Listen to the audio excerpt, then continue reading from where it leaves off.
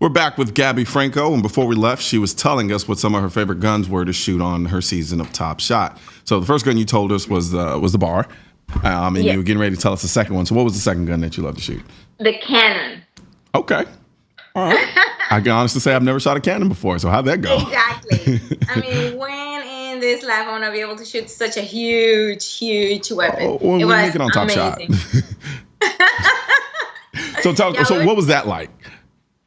You know what?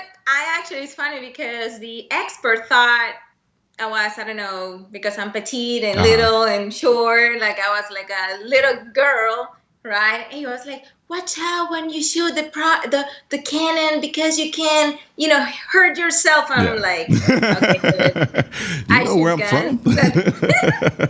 So I end up shooting every single shot from the team. Really? And it was like, fire in the hole. Boom.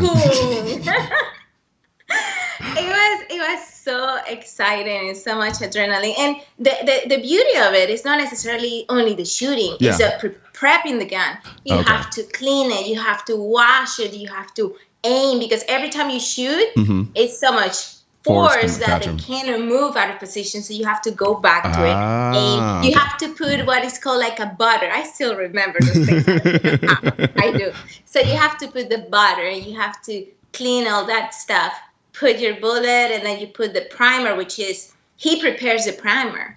It's like, I imagine like a little pack, round and thick.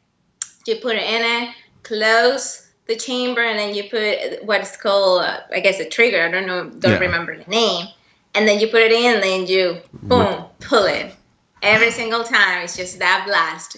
That was quite an experience. Yeah, I think it's time for me to shoot a cannon. I definitely think at some point I should be shooting a cannon. You should do it. I don't know where I would go to shoot a cannon, but I'm going to find some place to go shoot a cannon. It is quite an experience. Not everybody can say that they shot a cannon, like a big cannon. Yeah, I'm a little jealous of you right now. I really am. So what was the third gun that you remember that you really loved to shoot? You know what? I think I would say those two were the most memorable. I would say the ones I really were memorable for me. The other firearms were cool. I think the one that was a little bit challenging, believe it or not, was the flintlock. Okay. I'm pretty sure for obvious reasons.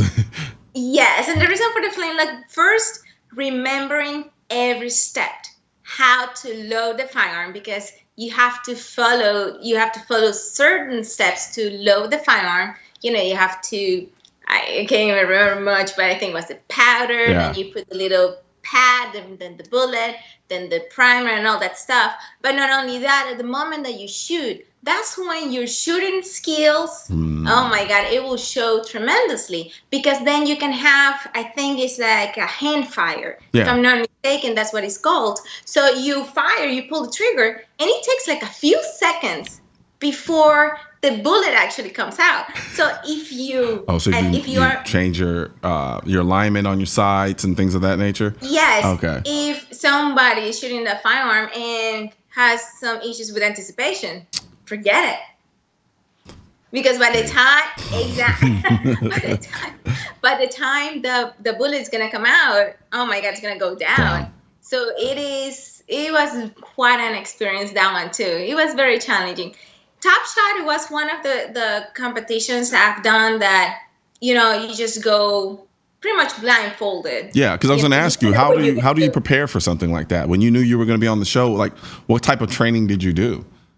Well, the funny thing is that 16 people, we thought every day what gun we're going to be shooting or what challenge we're going to be doing. 16 people, and none of us got it right. No one's. Wow. So, it's stuff that you just show up and try to do your best. And sometimes I hear people saying, oh, I can do that. I can do that better. And I'm like, okay, probably. But you know what? Those firearms were not yours. And sometimes they were not sighted in. And the way they were sighted. And the way they were, it was for everybody. One gun for 8 people. So everybody is different. You cannot adjust your gun for yourself. Yeah. So, it's more than what people think.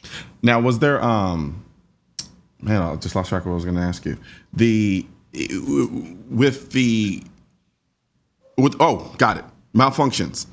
Did you have any issues with malfunctions? Like, were there certain guns that just would not run, and so they had to change the course, or they pretty much run like they were supposed to? Because I mean, you are dealing with sometimes very old guns.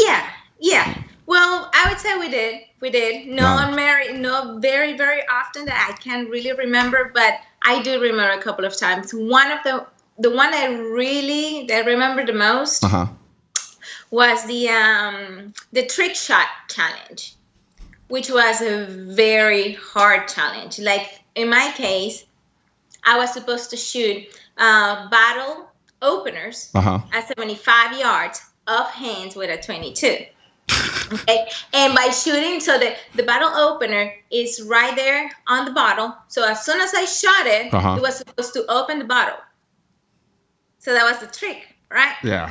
So anyway, we got there, and then apparently they dropped the rifles for some reason. What rifles were they? They were Wilkerston, I think they were. Okay. Wilkerston. I can't pronounce. You said they were 22s, right? But anyway, so what we had to do, we didn't have a table to sight those rifles in either. So what we did, I used Chiquan.